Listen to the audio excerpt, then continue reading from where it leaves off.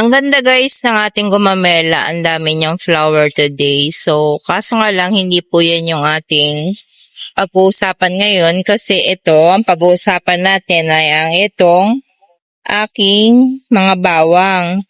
So, ito po ay trial lamang kasi yung mga naunang trial, ako ay pumalpak. As in, nabulok yung aking mga bawang. At sa ngayon po ay, ayan, nagtatrial na naman ako. Pero, malungkot pa rin sila. Hindi ko alam kung tutuloy o hindi. Ayan. Pero ang kagandahan ay parang nabubuhayan naman ako kasi nakakakita ako ng bulb. Hindi katulad ng dati, hindi ako nakakita ng bulb as in nabubulok agad. So, yung trial ko ngayon, ayan. Kung mapapansin nyo ay nagpo-formation siya ng bulb. Ayan, ito mas visible dito sa isang ito. So, kaya naman kahit paano ay nagkakaroon ako ng positiveness na sana ay tingin ko naman ay magdediretso. Ayan o. Yan. So, nagbabulb formation ng ating bawang.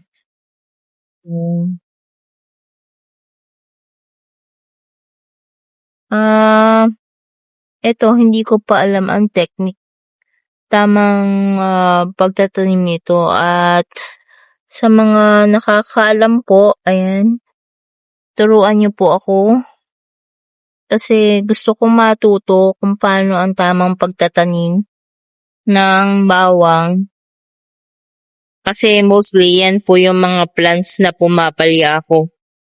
Kasi wala akong expertise sa pagtatanim niyan. Pero once na ma-perfect ko siya, ayan, siguro naman ay hindi na tayo bibili ng bawang sa market.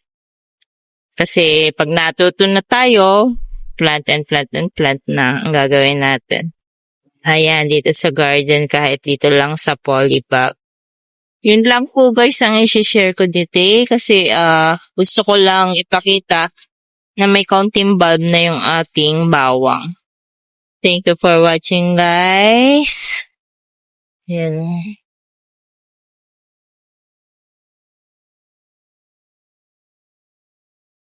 Sumisila yung mga puti. Nagkakaroon na siya ng yung isa bago pa. Wow, kahit pa paano. Ito bago to eh. So, ito lang talaga nakikita ko. Medyo meron laman. Ayan. May laman na siya.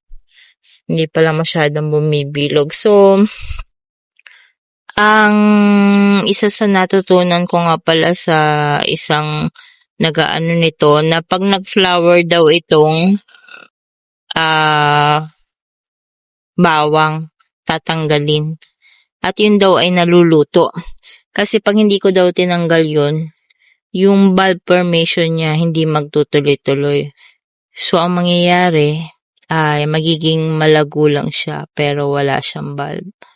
So, tingnan natin kung magpa-flower siya. Pero mostly ang naririnig ko lang, nagpa-flower daw ang bawang at sibuyas kapag malamig ang panahon. So, ngayon ay tag-init. Kaya siguro hindi ako nakakakita ng mga flower. So, ewan, hindi ko po ito expertise. Pero, based on my observation po, at saka mga experiences, yun po muna ang aking isi-share sa ngayon. So, yan lang po guys. At thank you. Abangan natin ang mga susunod na pangyayari dito sa ating bawang. Para kahit pa paano ay matuto tayo sa ating karanasan.